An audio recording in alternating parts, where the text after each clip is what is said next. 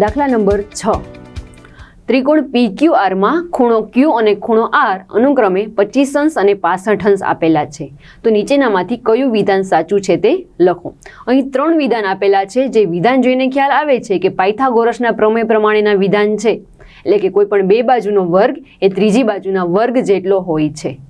તો સૌપ્રથમ તો આકૃતિ જોઈએ। આકૃતિમાં જોઈ શકાય છે કે બે બાજુઓના માપ આપેલા છે જેમાં P ખૂણાનું માપ આપણને આપેલું નથી। તો સૌપ્રથમ તો P ખૂણો શોધીએ, તેના પરથી આપણે નક્કી કરીશું કે કઈ બાજુ છે એ કર્ણ છે। તો ચલો આપણે P ખૂણાનું માપ શોધીએ। તો લખીએ કે ત્રિકોણ PQR માં માપ ખૂણો P વત્તા માપ ખૂણો Q વત્તા માપ ખૂણો R ત્રણેયનો સરવાળો 180 અંશ હોય છે, જેમાં વારાફરતી બધી બાજુઓના માપ મૂકીએ તો કે P ખૂણો અજ્ઞાત છે તો એમ નામ રાખીએ, Q ખૂણાનું માપ છે 25 વત્તા R નું માપ છે 65 બરાબર 180। તેથી માપ ખૂણો P બરાબર 25 વત્તા 65 એટલે કે 90 બરાબર 180।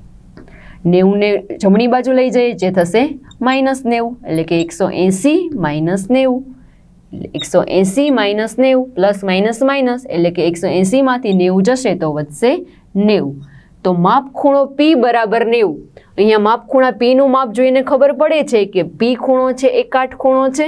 તો અહીંયા લખીએ કે તેથી ત્રિકોણ PQR માં ખૂણો P કાટખૂણો છે અને કાટખૂણાની સામેની બાજુને કર્ણ કહેવાય છે। તો આકૃતિમાં જોઈએ કે P ખૂણાની સામેની બાજુ શું થાય છે તો કે QR। તેથી QR એ કર્ણ ધરાવતી બાજુ છે।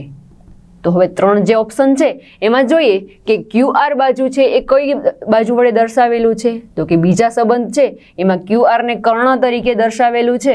તો તેથી લખી શકાય કે તેથી QR નો સ્ક્વેર બરાબર બાકીની બે બાજુઓ એટલે કે PQ વત્તા QR આના સરવાળા બરાબર થાય છે। તેથી ઓપ્શન નંબર 2 એટલે કે વિધાન 2 છે એ આપેલા ત્રિકોણ માટે સાચું છે એવું સાબિત થાય।